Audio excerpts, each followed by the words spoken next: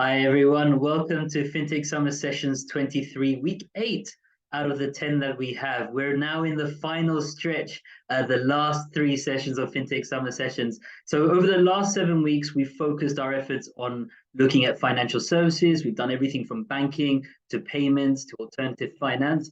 And these last 3 weeks, we want to double down on technology. Technology is going to be driving the future of financial services. So it's really important that we cover this off in the FinTech Summer Sessions. So this week, we're looking at Introduction to Blockchain. We've got 2 sessions on blockchain, actually. So we've got Introduction to Blockchain this week, and we have Applications of Blockchain in Financial Services next week, followed by AI in Financial Services in the final week in week 10. So I'm really pleased for us to have Athena Santos from Settlement here with us. Hi, Athena. Nice to see you, and thank you very much for joining us. Athena is going to cover everything related to Introduction to Blockchain in this session. As ever, please do write any Q&As you have or questions you have in the Q&A. We'll go through as many as we can. And please do stick with us, because at the end of this session, we have 2 exciting announcements for you. One is related to Seamless and how you can get a free delegation pass for Seamless with $1,500. And the other is our announcement of our Introduction to FinTech course, and you'll be the first ones to hear about it. So do stay tuned for that. But for now, without further ado, let me hand it over to Athena. Thank you so much, Sagar, and thank you, Fintech Saudi, as well, for inviting me for this session. So good evening, everyone. I hope you will you have enjoyed all the previous sessions and that you will find this one educating and inspiring. Just 2 words about myself. I been in the blockchain space almost 8 years now. I had my first experience and exposure to blockchain a little bit after university. I had a startup where we did an experiment with the trade finance department of a bank using blockchain, and I will come back to that during the presentation so you can understand the link. Then moved to Deloitte, 5 years as a consultant, where I was educating and consulting, advising companies on how to use blockchain in supply chain, so for import and export flows. And since 1 year now, I'm working as a solution architect for Settlement. So today, the agenda that I was thinking was to help you understand what the technology is about, clarify some concepts and misconceptions, and give you a tangible idea of what blockchain can do in the fintech industry. I would like to first provide some historical context before deep diving into the definition of what is blockchain and how it works, and then share some concrete cases of how private and public companies are using the technology in the Middle East, and we can of course finish with a Q&A and trying to address as many questions as possible. But I would like to first start and to hear a little bit from you with 3 questions. So if you can just grab your phone, scan the QR code, or just go to menti.com and add the following code.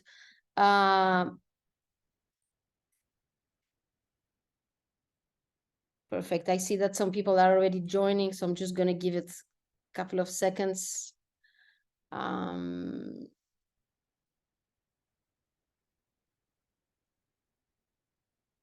So I see that we have almost 2,000 participants and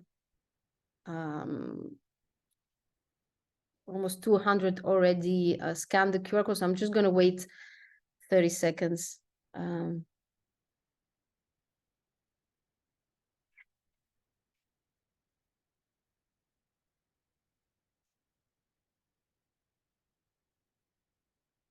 Just going to leave the QR code here. And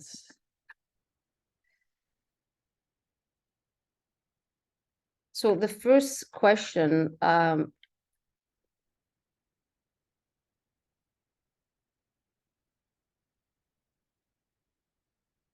if you think that there is no difference between blockchain and the Bitcoin. So the answer is everyone has voted. Let's see. Let me share. I don't know if you're seeing the right screen actually.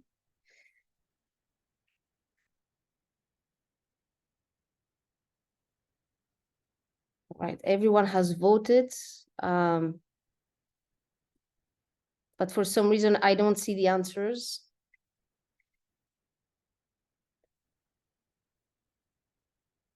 Let's try the second question. How many of you hold cryptocurrencies?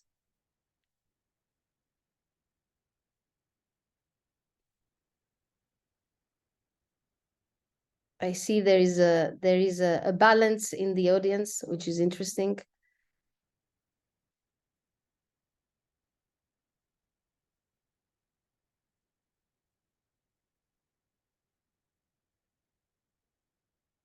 All right. So it's very 50-50. And I would say it's quite of a pattern that we've seen in the market and in younger age. And then the last question, I hope the results will pop up. So in which area industry do you believe blockchain will have an impact aside cryptocurrencies? So within the public and the private sector, on an enterprise level, where do you think that's amazing? I love this word crowd. So I see travel insurance security, financial security, financial services, of course, internal audits, absolutely, payments.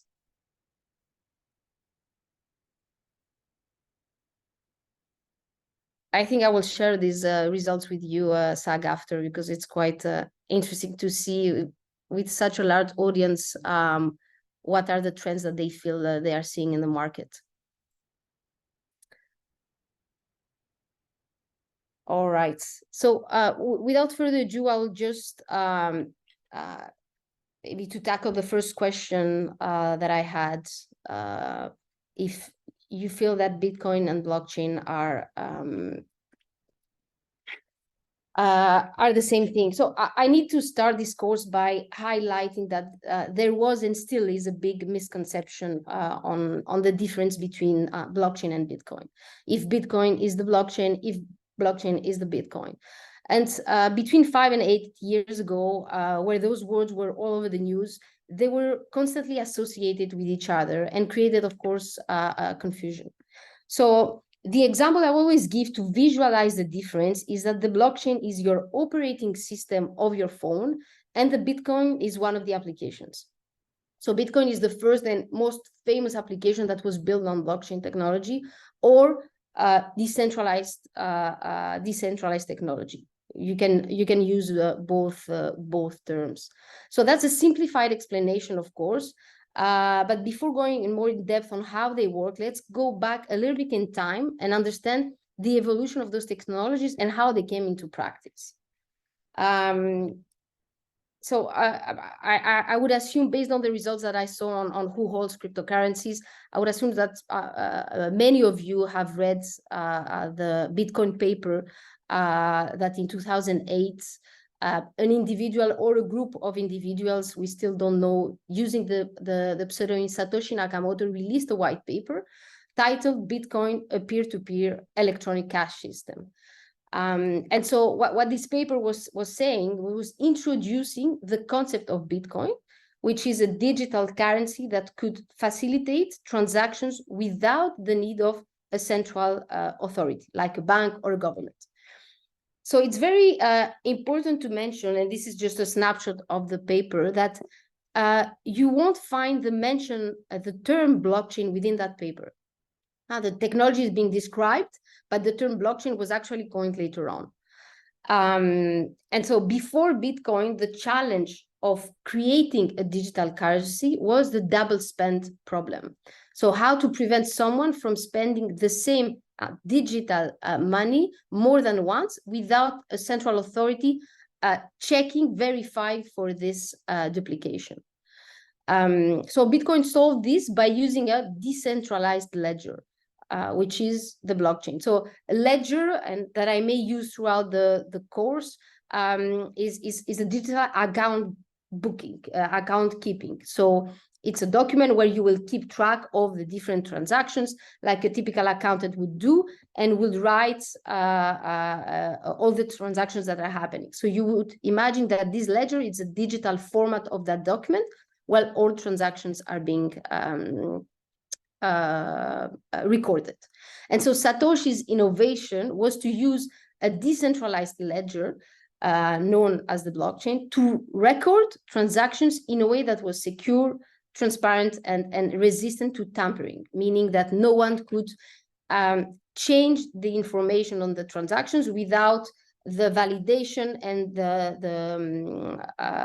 the go-ahead of the different participants. And so, in summary, the Bitcoin paper revolutionized the concept of money by introducing this decentralized currency. So you don't have anymore a central authority in between verifying if person A has enough funds to send to person B, but there is this decentralized storage of information that provides that validations and can initiate a transaction much faster. So on the left side, you see the classic model, very high level on how a transaction is being made, a financial transaction is being made. And on the right side, you see the classic decentralized model where all the participants have access to the same information. And we're going to demystify those concepts one by one during the course. I think something that's also important to mention, and why cryptocurrencies can be much more than just what we say making money quickly or gambling game. The power of the technology, and this is one of the examples that I wanted to highlight during the Ukraine war. So the Ukrainian government itself made public several cryptocurrency wallets that supporters could donate. And by the end of February 2022, they had raised over 60 million in Bitcoin and other cryptocurrencies. And so the government spent those funds on fuel, food, and other important supplies that they needed. And so the deputy minister of the Ministry of Digital Transformation of Ukraine, which facilitated the spending of that cryptocurrency, said that it was, of course, easier, not complicated, transparent, and faster in comparison to SWIFT transactions, which take typically more than a day. And SWIFT is basically the network that banks, the traditional network that banks use to communicate with each other securely. So that's one of the very powerful examples of how a country itself used cryptocurrencies to raise funds during a wartime. If I continue a little bit after 2008 and move to 2015, Vitalik Buterin and his team launched Ethereum. So Ethereum took the concept of blockchain technology introduced by Bitcoin and expanded its capabilities. So while Bitcoin, as we said, was designed primarily as a digital currency, Ethereum was built to enable the creation of decentralized applications.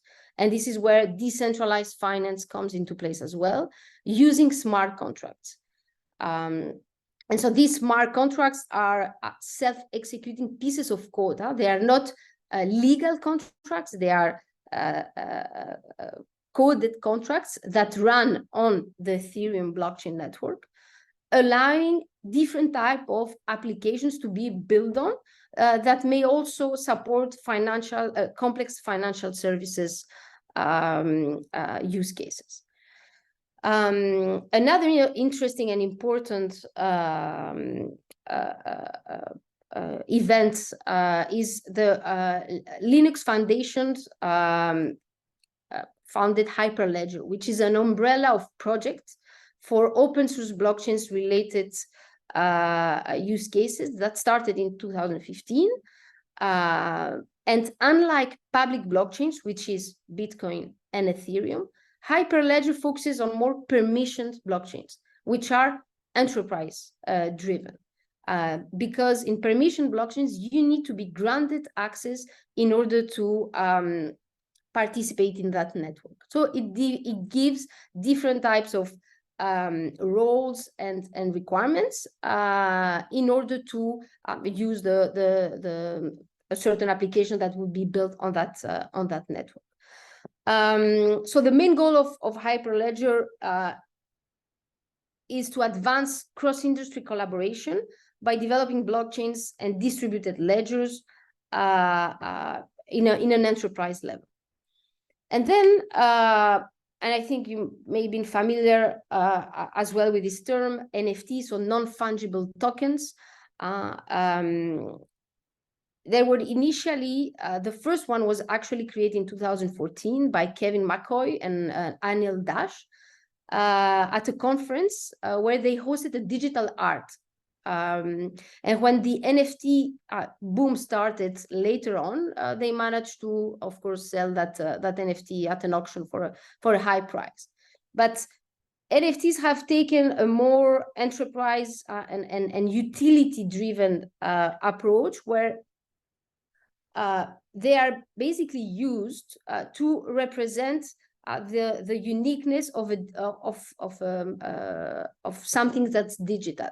It can be a piece of art, it can be an image, it can be a song, it can be a certificate. So you can own it, sell it, show it off, and it comes with a special digital certificate that proves that it's actually the real deal and belongs to you.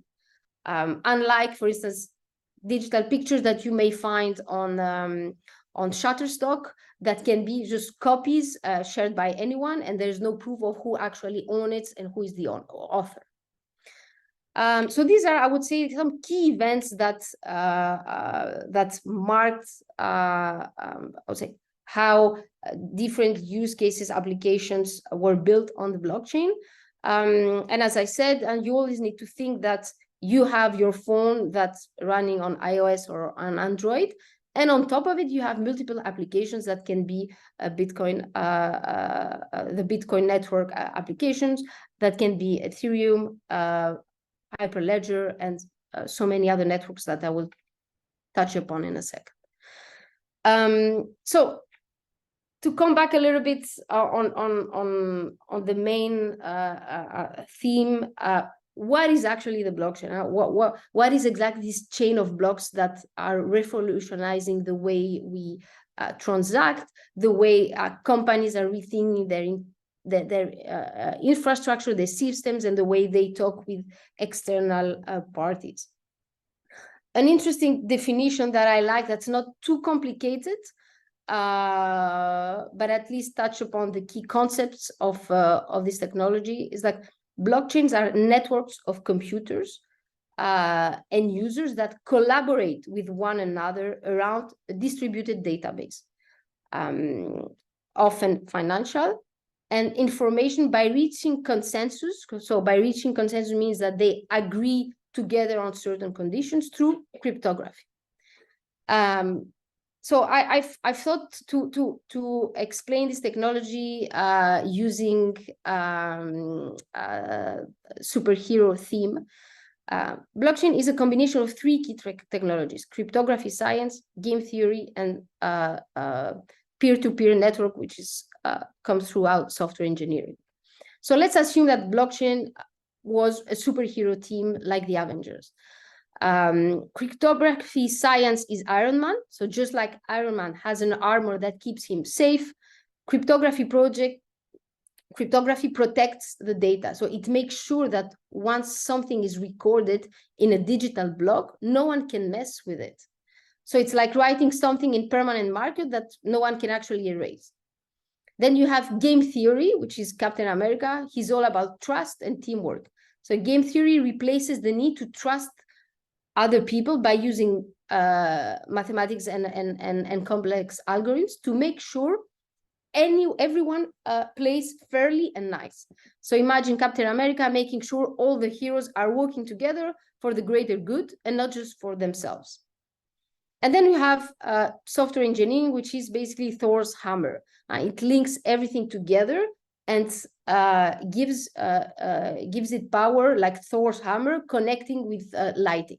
So software engineering makes sure that the whole operation can run smoothly on the internet and allowing lots of people to join in without slowing things down.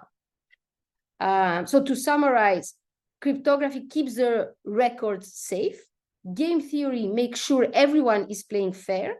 And software engineering ties it all together and gives you the possibility to scale on the internet.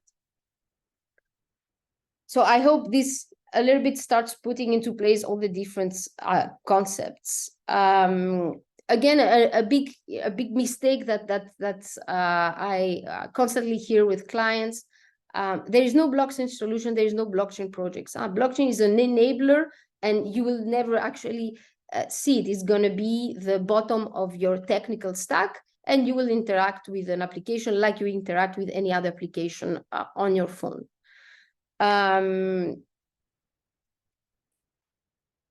I think what is interesting now is just to take you through how a step-by-step flow of how a transaction is being added on the blockchain.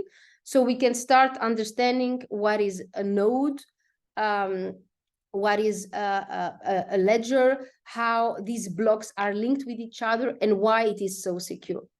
So we start with a transaction that's being requested by company A. It can be a financial transaction, it can be a data transaction, it can be a transaction that holds identity. That transaction is broadcasted to a network of nodes. So nodes are just computer servers. So if you decide to have 5 participants in your network, then you're going to have 5 nodes having access to the same data and approving the information that's going to be added, participating in the approval that's going to be added on the blockchain.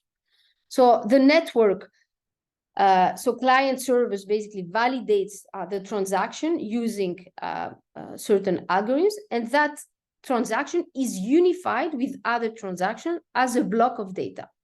So then the new block is added to the blockchain and linked to the previous one in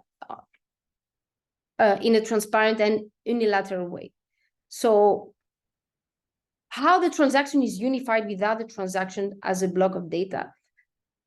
Blocks of data are irreversibly linked to the previous block, which creates a record. So that's why we always say that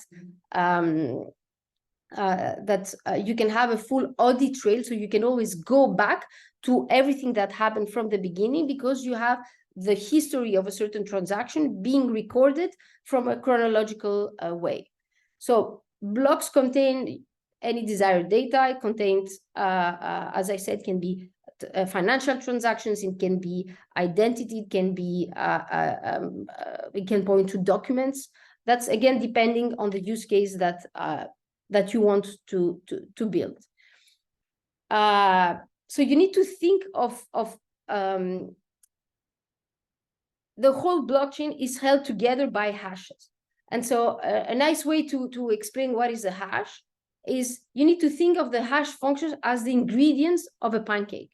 So you will have multiple elements that you will mix together.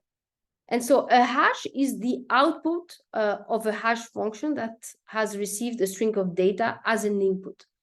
So why we are using the example of a pancake? Because a hash function is one directional. So you cannot reverse back the hash.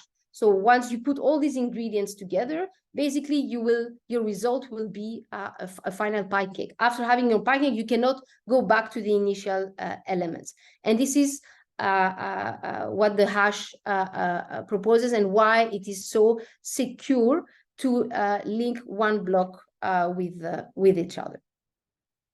I can to expand a little bit more on the hashes. Blockchain uses SHA-256, which is a hashing algorithm that you can provide an input data of a different length, but the generated hash will always be the same length.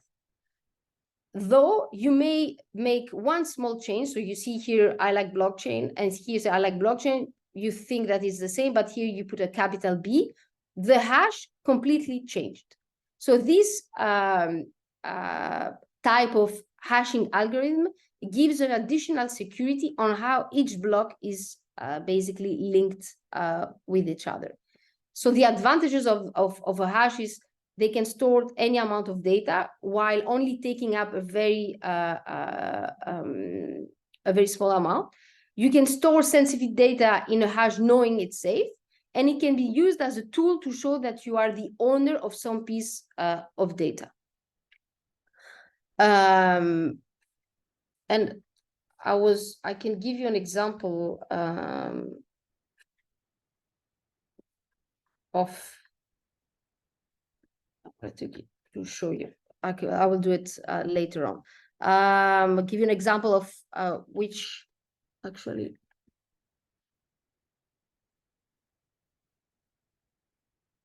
There you go. So you can go on this. You can test this specific hash algorithm. So you can say hello fintech Saudi.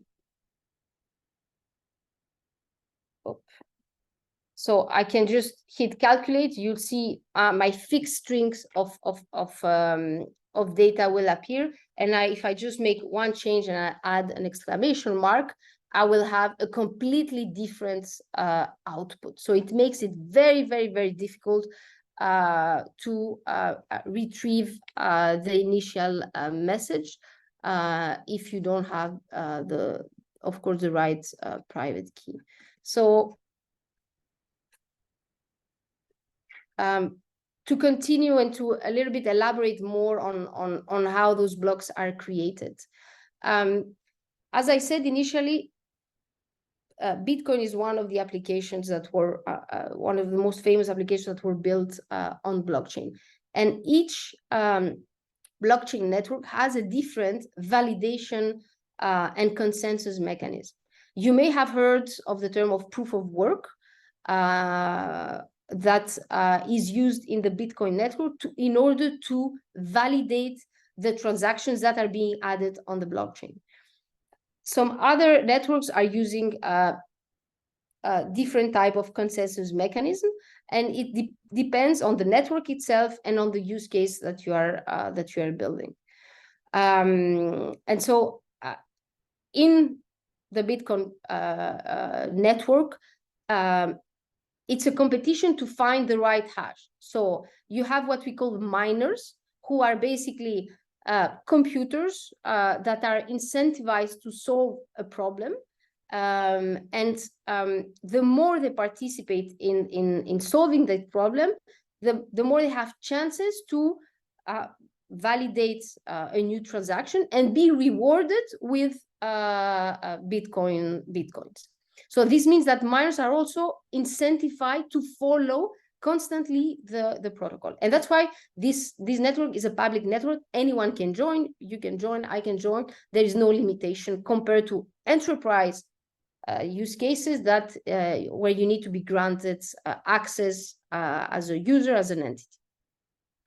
And why we say that these type of consensus mechanism can protect the blockchain from attacks, because each block requires a hash of the previous block, and any change would create a completely different hash, as I just showed you on the example. So an attacker would need more energy than 50% of miners. Sometimes they give the example that they would need the computing power of China to be able to reverse back that hash and try to attack it.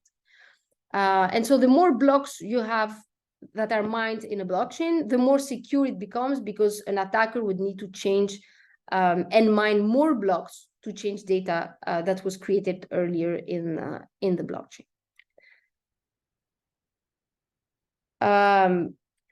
just to close a little bit the technical aspects of how a blockchain, a new block is being added on the chain. So as I said, transactions are irreversible. So it means that transaction can only be made by the owner of the private key that's associated with the public key and Bitcoin address. This also means that if Bitcoin were sent to the wrong address, it's literally up to the generosity of that owner of the wrong address to return them. And we've seen a lot, especially in the past, where there were not so many safety messages and alerts on exchanges, on people saying, I lost my Bitcoins, is because they send it to the wrong address. And because there's no central authority in the middle, it's literally up to the recipient to send them back.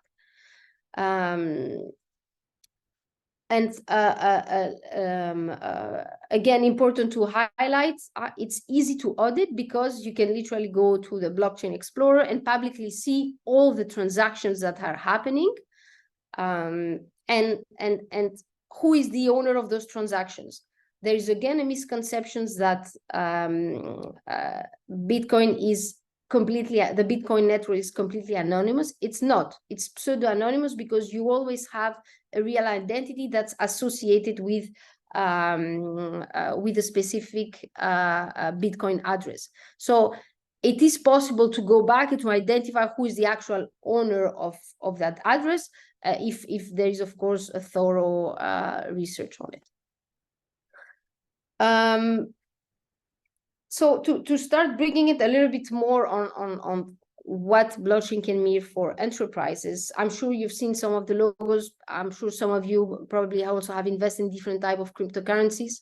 But as I said, different networks equal different type of blockchain protocols equals different type of consensus mechanisms. And so depending on the use case that you want to build as a company, you would select a more permissioned, a more private network.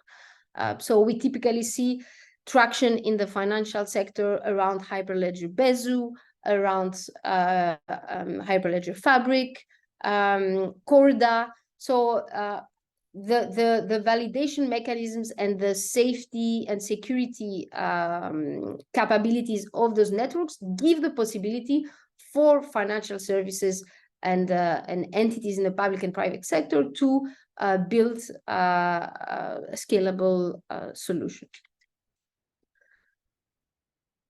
And so we had this fuzz around what is blockchain, what is Bitcoin, and then after what came and really changed how blockchain can be used for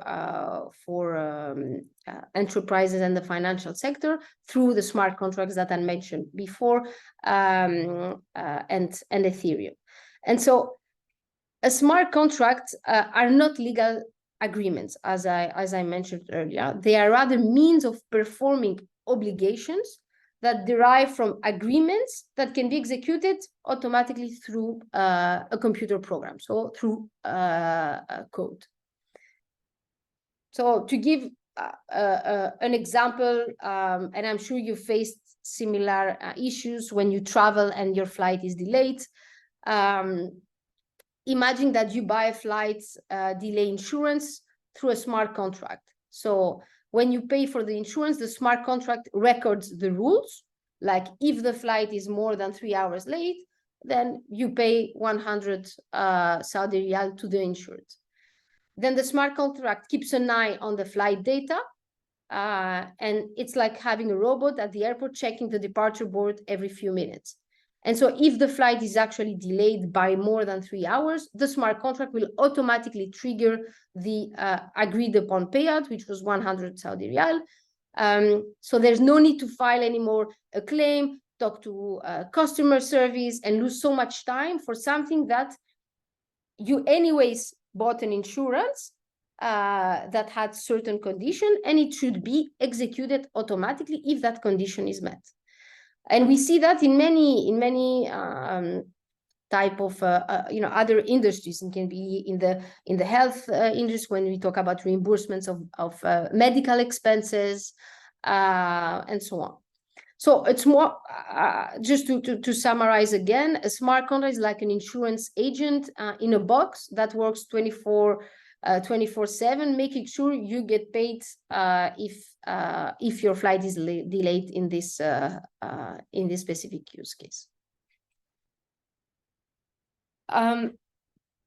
Also here, I would like to highlight 6 key, I would say, attributes, features that when we are looking to use blockchain technology for a certain use case, we are trying to see if that use case matches those attributes. So we ask ourselves if we want to have the information to being distributed and accessible by multiple parties. If you only apply blockchain for your internal system, then it doesn't make sense. You can solve this typically with a database or a very centralized system. But if you want to have, or if you have multiple entities and you don't trust the different systems or different people within those entities, and you want to have more visibility on transactions of data, of documents, and so on, then there is a high reason to look at blockchain. And so this distribution means, as I just mentioned, that you are looking to trust. You have a lack of trust, and you are looking to trust the different entities you are working with. Then smart contracts are. I always think when we use the term smart contracts, it's about automation. Do you want to automate a process that can have a very a process that as of now has a very lengthy and costly that's very lengthy and costly, like the example on the flight insurance. Why would you have so many people taking calls to make sure that your claim is being processed if something can be automated from a moment the condition is very specific? So everything that's related with automating a process is again a key reason to look into blockchain. Traceability, which goes back to distributions, and also the audit trail. As I said, the way the blockchain is being set up, it gives you the possibility to go back in time and to see chronologically all the transactions that happened and who did those transactions. It also gives visibility of ownership, who owns what, who performed what. And all this combined on this transparency, visibility on all those transactions. So this is like a spider web that you can use sometimes to rank if a certain use case can be is interesting, or sort of problem challenges that you face can be solved with blockchain by asking all these 6 basically questions and ranking them. And if you rank them towards the top, so you start by 0, 1, 2, 3, 4, 5, the bigger you give the ranking, that it means that there's a very good reason to look into that technology for that use case.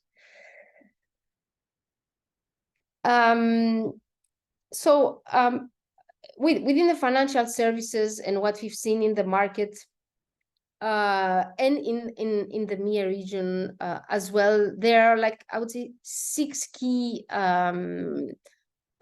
use cases that are getting traction and also moving into production solutions.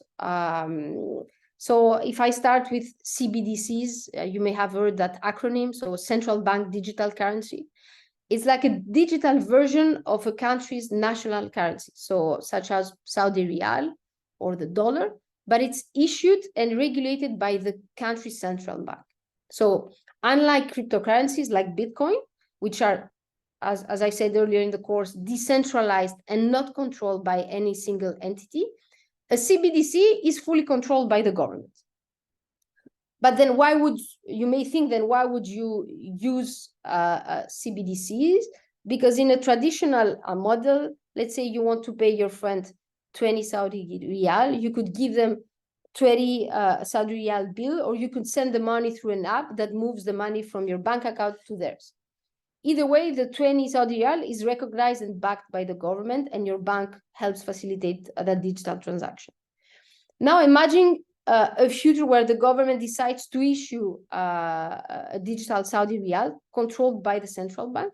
You could send your friend these 20 Saudi Riyals directly without needing a bank or an app to approve that. So it's as if you handed them a digital 20 bill, and this transaction would be basically backed by the central bank and deployed in a secure and traceable manner. So in this case, the CBDC acts a lot like physical cash, but it's digital. So just like physical cash, it's a legal tender backed by the central bank. But unlike cash, it's easier to transfer because it's digital. You don't need to meet. Then we have what we call asset tokenization, and especially in the financial services, it's very it gives the opportunity to more investors and smaller investors to participate in different type of assets, digital assets. For instance, bonds. So when I mention the term tokenization, I mean that I have a digital representation of a certain asset. If I take bonds in this case, I will have a digital representation of those bonds. You can also think of having digital representation of gold. But tokenization gives you the opportunity to fractionalize even more that asset. So let's say that a company wants to raise 10 million for a new project. Traditionally, it may issue bonds with a minimum investment of 10,000 Riyal, for instance. This limits who can invest because not everyone has that kind of money to spare. Plus, once you've bought the bond, selling it to someone else before it really matures can be complicated, a very complicated process involving brokers, paperwork, KYC process, or know your customer, and so on. So by tokenizing the bond, imagine that the same company decides to fractionalize, so create more pieces, smaller pieces of that bond, could issue much more tokens, as we call. So the fractionalization would basically provide more tokens than the traditional way of doing it.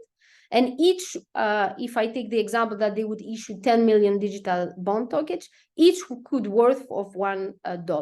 So it means that more people could participate, and each token would represent a tiny fraction of the bond and would entitle the holder to, of course, a proportionate amount of interest payments and eventually return of the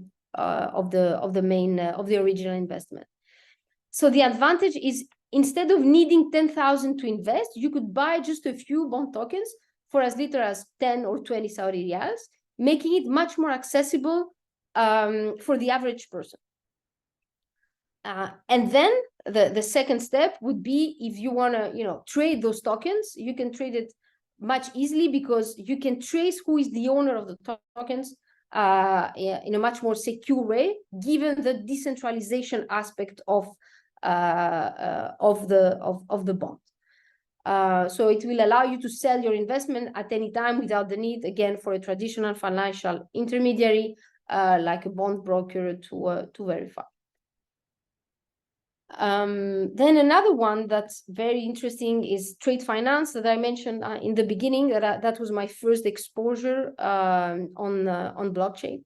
So trade finance helps basically businesses buy and sell goods, typically cross-border, so between two different countries, by ensuring that both parties meet their obligation. So it provides the necessary funding and guarantees so that sellers get paid and buyers, of course, receive their goods as expected. So typically what happens, you imagine you own an electronic shop in Saudi Arabia and you want to buy some smartphones from a manufacturer in China.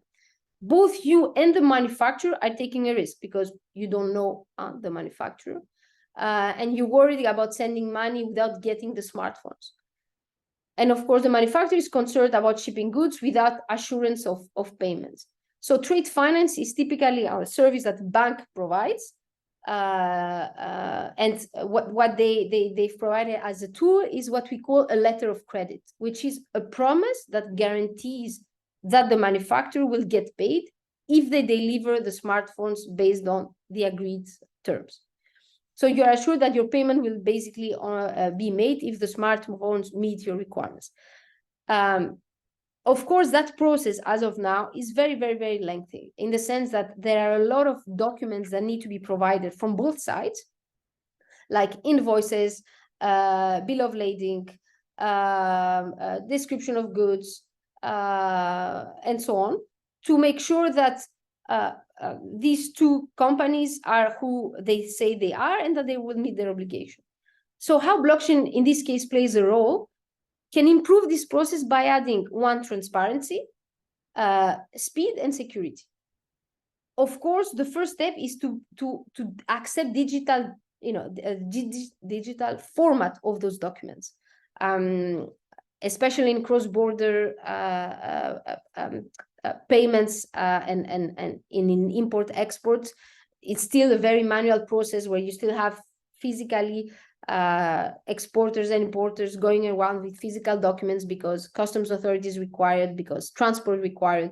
So of course, the first step is that all these players accept a digital mean of that document, but then that document would be transacted, or a representation would be available on a blockchain network between those banks and the buyer and the seller. So you should imagine of a blockchain-based trade finance platform that's powered by the bank, where the issuance of that letter of credit, the shipment of the smartphone, and the confirmation of the receipt could all be recorded real time on the shared ledger, so on the shared bookkeeping digital document. So smart contracts on the blockchain could automatically release the payment to the manufacturer once the conditions are met, and so the manufacturer doesn't wait for 30 days to get paid. And this eliminates manual verification, reduces the time to complete the trade, and fastens the whole process.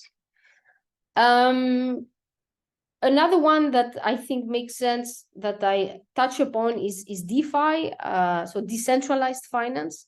That is basically a system where financial services like lending, borrowing, or asset trading are provided without the need for traditional banks or financial institutions. So again, to make it tangible, imagine you have 1,000 Saudi riyals and you want to earn some interest on it. In a traditional setting, you would put it on a savings account at a bank, and then you would wait that you would get an interest rate of maybe nowadays 1% to gain. The difference between these rates is the bank's profit. So you will have the bank would then lend your money to others and pay you small interest, as I said, which may be a 1%, while charging higher rates of 5%. So the difference between these rates in the banks is the bank's profit. But here the bank is the middleman, controlling the whole process and setting the rules and taking account of basically of the profits. So one very hot use case around decentralized finance is, instead of going to a bank, you could directly lend your 1,000 Saudi riyals to someone else through a smart contract. So you could gain an interest rate much closer to what the borrower is paying, because there's no bank taking a cut, such a high cut in the middle. And so since everything is on blockchain, again, you have this transparency and secure feature that reassures you that if things go wrong, you will still get paid. So in the summary, decentralized finance aims to make financial services more accessible and democratic to a broader audience. Looking at the time, okay.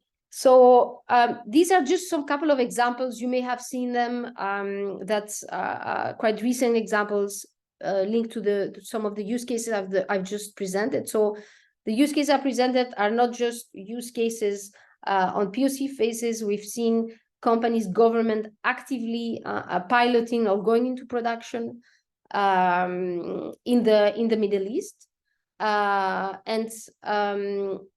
What's interesting to highlight is, and that's the closure that I would like to make. What we've seen in the market is building on blockchain is very difficult, and a lot of companies within the private sector and the public sector went through very lengthy and POC and pilots phases to understand the technology, because that's also the first step, that to understand the technology, understand the capabilities, but at the same time failed to scale. So failed to move from a POC pilot phase to a production go live solution.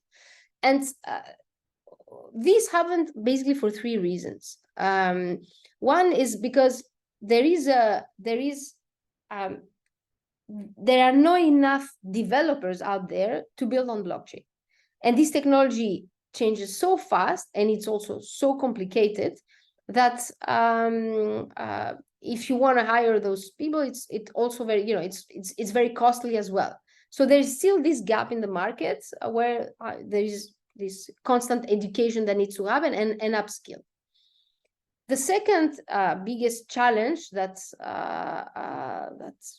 companies in the private and public sector face is the integration. And we see it also in the banking sector and financial services. How do you integrate your very nice solutions enabled by blockchain with the traditional systems that you have with your ERPs, with hardware like sensors, IoT devices, and so on.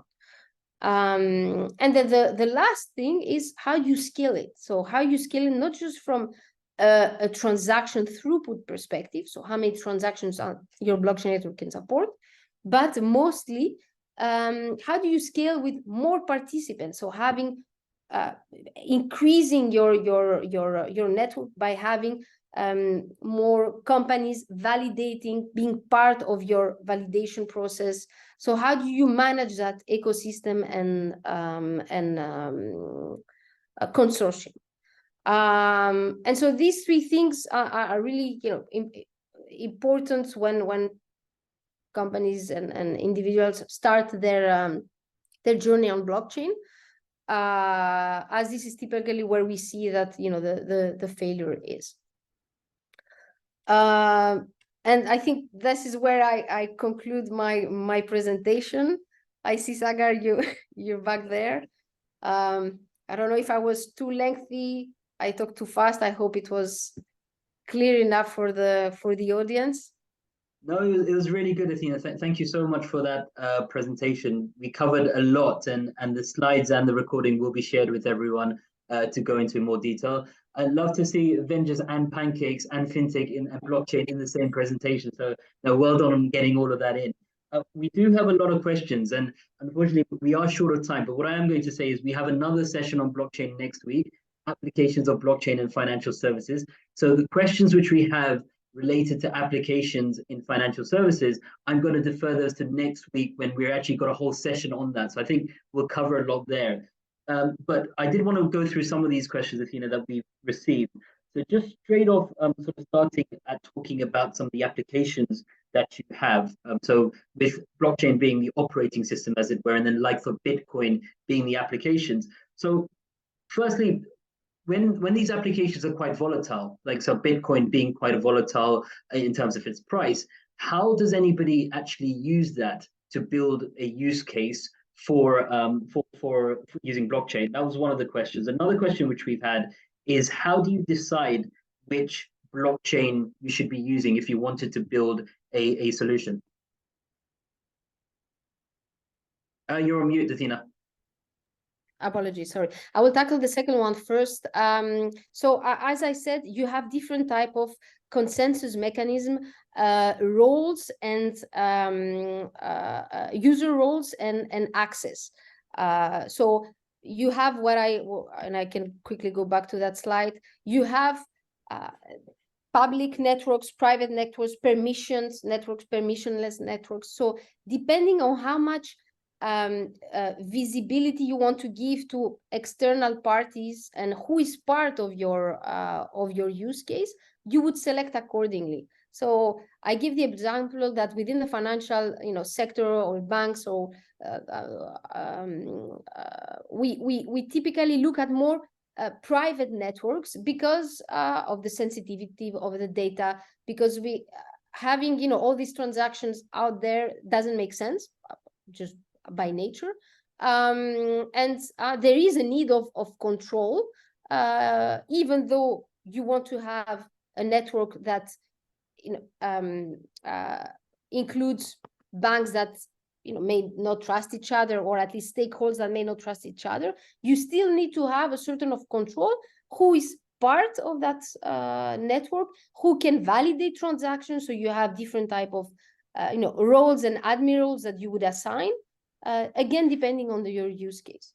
So to sum up, you will always, especially in the financial sector, you will always, and I'm talking enterprise financial sector, you always look at more private networks.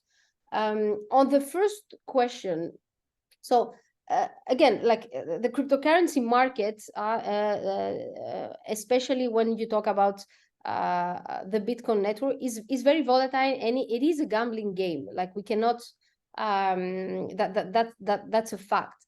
Then you have you can use the capabilities and the features of that network to build an application that will serve a purpose.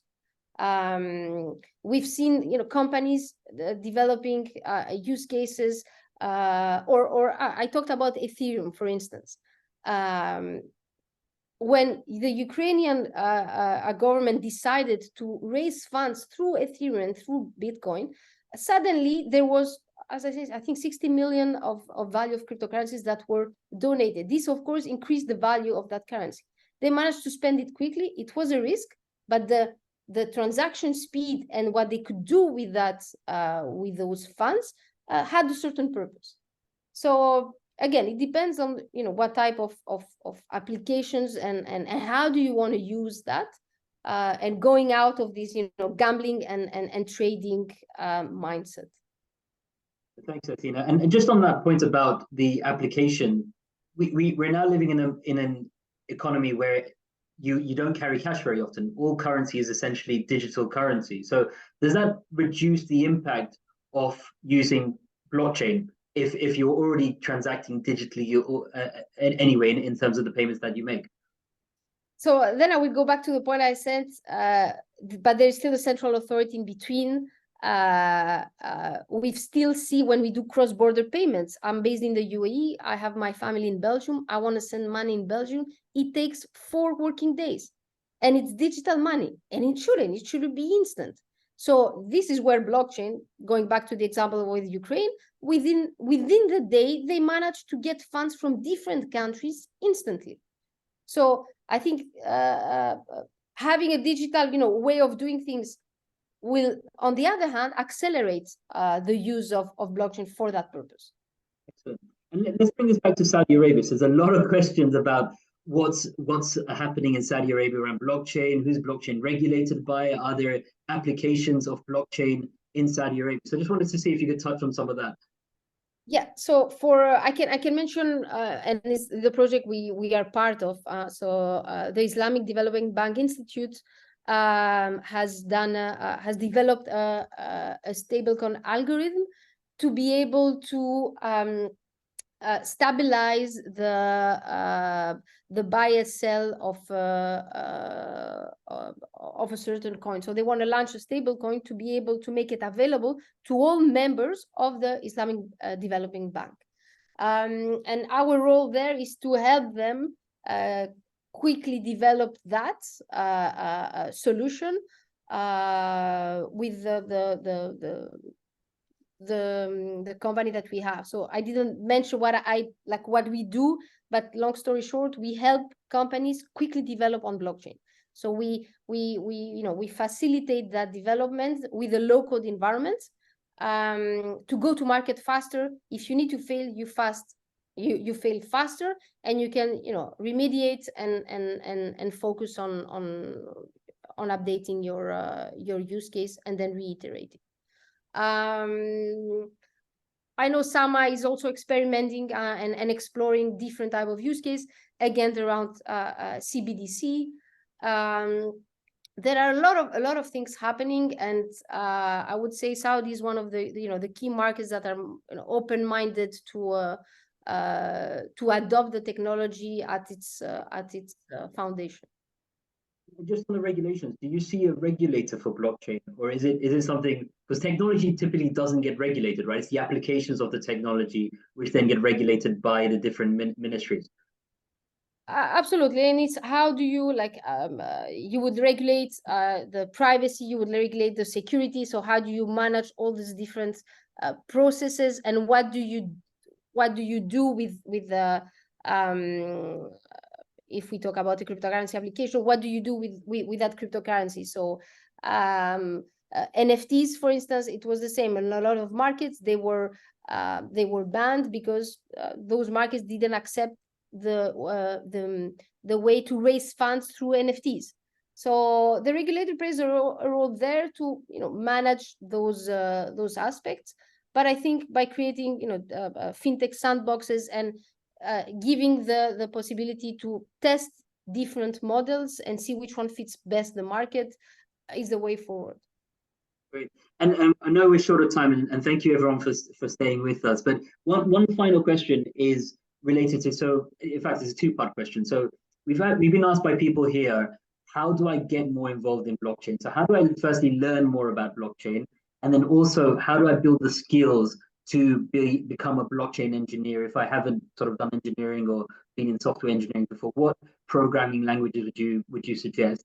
And just the second question is, if I'm a financial services company, if I'm a founder of a fintech or a financial services company, and I want to use blockchain, where do I start? What do I sort of have to do to think about where blockchain could fit within my organization? Okay, so for the first one, and I'm an advocate of education, we live at a time where access to information is much easier.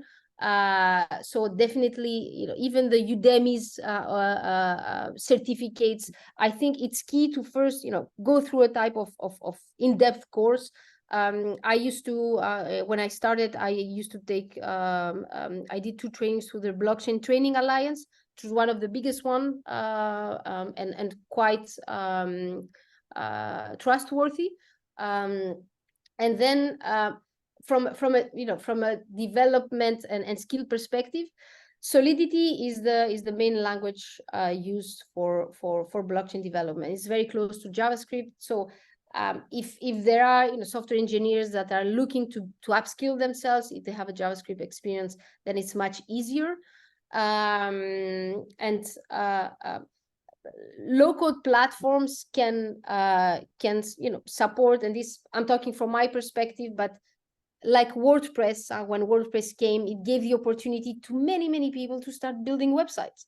So why not look at low-code platforms for blockchain application to start testing and understanding all the different components that are any you'd recommend at all? Low-code blockchain platform? One of them is Settlement, so what we do, but there are multiple out there that you can even test for free and get a hands-on experience, and they're really made for developers to give them the opportunity to build quickly an application from A to Z with all the components, integrations that they would need.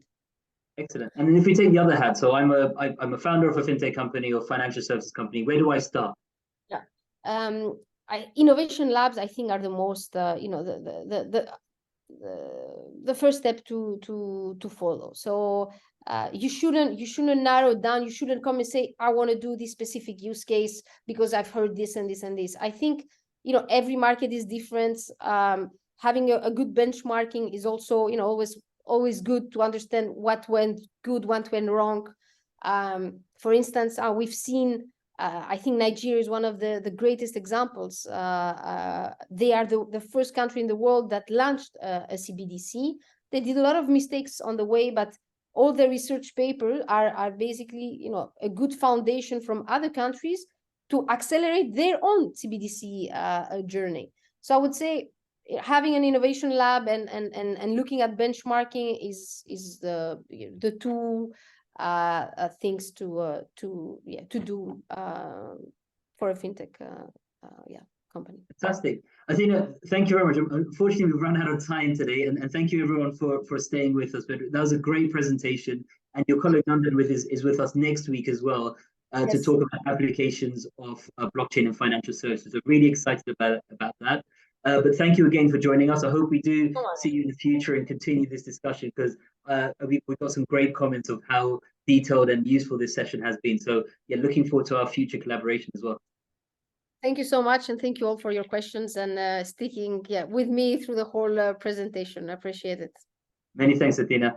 So thank you everyone else for staying with us for week 8 of FinTech Summer Sessions. You're free to go and enjoy the rest of your evening if you wanted to. However, if you do want to stick around, I've got 2 exciting announcements for you, which I wanted to share with you. So I'm just going to share, let me just share my screen, and it'd be easier to explain that. So the 2 announcements we have, the first one is related to Seamless. So as we mentioned last week, Fintech Saudi is the Fintech strategic partner for Seamless, which is happening on the 4th and 5th of September in Riyadh. And we did give you the link to join as an exhibitor. What we're doing this week and what we've got from Seamless is actually now giving you a free pass as a delegate. So the delegate cost to ticket cost is $1,500. By you registering as a delegate, and these are the steps to do it. So just go onto the Seamless website, click on the 2-day delegate ticket, fill in your information, and get to the booking form. If you then put FinTech as your promo code, that will go down to 0. So you will be able to attend as a delegate for the 2 days for free. And that's something which is super important, because not only can you go and visit all the exhibitors, come and see FinTech Saudi's booth, come and see everyone else's booth, but you will now be able to attend the sessions. So if you enjoy the sessions which you've had on the FinTech Summer Sessions, you'll be able to meet some great people there, attend some great panel sessions, some great discovery sessions, and that is all done for free. So I would highly recommend, if you've registered for the visitor pass, upgrade yourself to a delegate ticket. If you haven't registered, just register straight for a delegate ticket. So I hope we see a lot of you there, and hope you do attend and come say hello to us in our FinTech Saudi booth as well. The second announcement I wanted to make is the Introduction to FinTech course. I've mentioned this a few times over the last few weeks, but now we are launching this for the public. And because you're part of the FinTech Summer Sessions, you get priority access for that course. Now, the FinTech Introduction to FinTech course is run by EMFT, a training group we've worked with for a long time. And the course is designed by Hong Kong University. So what you get out of the course is it's a 7-week course. Where all the course materials provided. You get a 3-hour workshop every week with a trainer. The classes are sort of at a size of 25, and at the end of the course, you get a certificate from Hong Kong University, and you get a certificate from EMFT and FinTech Saudi for completing the course. This is the 6th cohort we've done of this course. I was personally involved in designing this course when we first started, and the reason why I like it is because it gives you a great foundation for FinTech and understanding what's happening in FinTech. During the workshops, you actually build a FinTech solution. So over the 7 weeks, you'll work in groups and you'll be building a FinTech solution within the group, which you'll then pitch at the end on the last day to judges. And also, it's great for networking. This course attracts bankers, it attracts regulators, it attracts investors, fintech founders. So if you're looking to connect and network in the ecosystem, this course is perfect to build those relationships and get to know people. The other exciting news is this is the first time we're offering it in Arabic. So previously it's always been in English, and now the course will be offered in Arabic as well. That does, though, mean you still need to know some English. So some parts of the course, unfortunately, have not been fully translated into Arabic, but the workshops will be in Arabic, the slides will all be in Arabic, the videos will all have Arabic subtitles. So if you prefer to learn in Arabic, you're more than welcome to register for the Arabic. Now, there is a cost for this course, so it's $950, which we think is still great value. And if you've used a promo code, you've saved $1,500 for Seamless anyway, so $950 here is not too much. But it is a great value for the course, a 7-week course, learning online and learning from the workshops. I should note that none of that comes to Fintech Saudi. All the money is used to pay for the trainers, which will be with you throughout the course, and for your certificate from Hong Kong University at the end. So if you're interested, do click on that QR code. I'll just give you a bit more information here of the course syllabus, but all of the information is available on, if you click on that code, you'll go to our job form, and I'll walk you through that in a second, just so you understand it. But this is the course syllabus, the 7 weeks which we have, everything from what is fintech, payments, cryptocurrency, digital finance. We cover RegTech, we cover digital currencies. So it's quite a comprehensive course to understand and build on a lot of what you've learned over the fintech summer sessions as well. And the course starts in September. So the Arabic course will be from September to November. And those weekly workshops will either be on Tuesday evening or Saturday morning. The English course starts from 11th of October to the 22nd of November. And the classes will be on Wednesday or Saturday. As I said, these are restricted in numbers. So we cap it at 25 people per class. And so we expect the positions to be filled really quickly. So if you are interested, I would highly recommend registering for the course. And I'm just going to show you what that looks like. So just bear with me.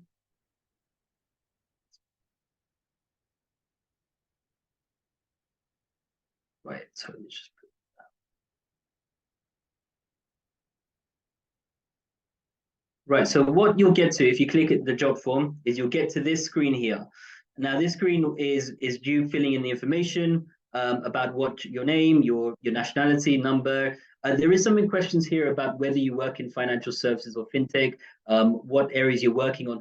Now, this is just information. It doesn't mean that whether or not you get to use the course. The course is available to everybody, but this just allows the trainer to then pitch the training at the right level if they know how many years of experience you have and you get put into the right group, because it's always important to have mixed groups in here so everyone can learn from each other.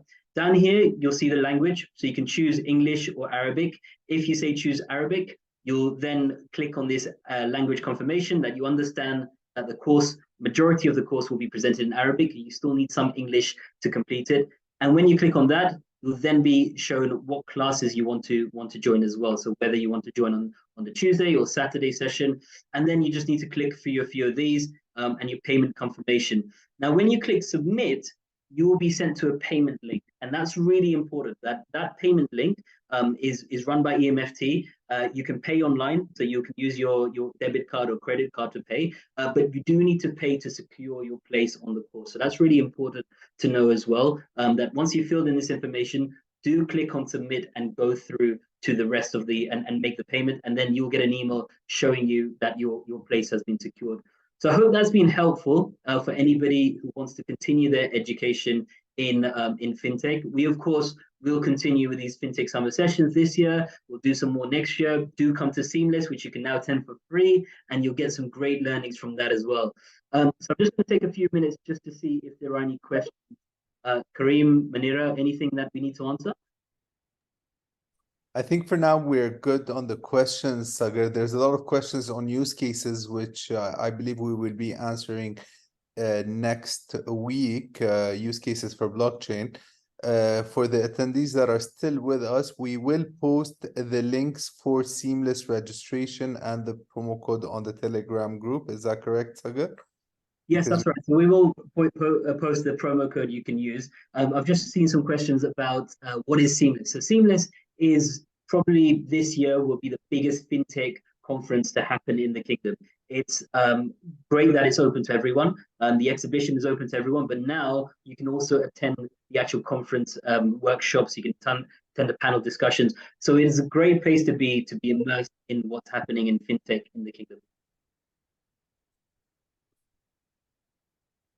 On the introduction to fintech course, I've just been asked whether there's any discount codes. Unfortunately not. We have priced it as low as we possibly could. As we said, none of that money comes to Fintech Saudi. It is being used to pay for the trainer. We have haggled with them, and we've also looked at providing volumes to try and find the best price for that course. It is for 7 weeks, online certificates, 3 hours of workshop. We do feel that is a reasonable price to getting that world-class sort of training that we want you to have. But yeah, it is still a big financial commitment, but we do from the past experiences, everybody has benefited from it and really benefited from the learnings and the networking from that as well.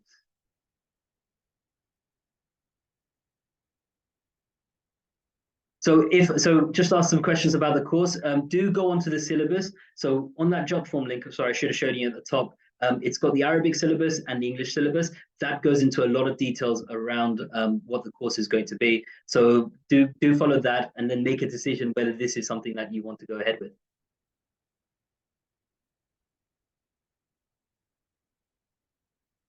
I think that's answered most of the questions. Is there anything else I missed, Karim?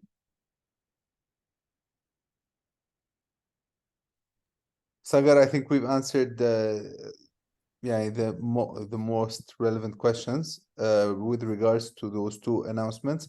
Yes, there are only 25 seats per cohort. There will be 2 English cohorts and 2 Arabic cohorts, so a total of 50 seats for each language. That was one of the questions. But other than that, I think we're good, Sagar. Thank you very much, and thank you, Athena, for sticking around. Thank you, everyone. And I'd like to iterate, that course will fill up quickly as well. We do cap it because we want to make sure there's good interaction between everyone there and good interaction with the speakers. So if you are interested, then do register quickly. I'd like to iterate, thank you very much, Athena, for this. And thank you, everyone, for staying around and spending your evening with us. And we look forward to seeing you next week for week 9 of Fintech Summer Sessions, another session on blockchain. So enjoy the rest of your evening, and we look forward to seeing you next week.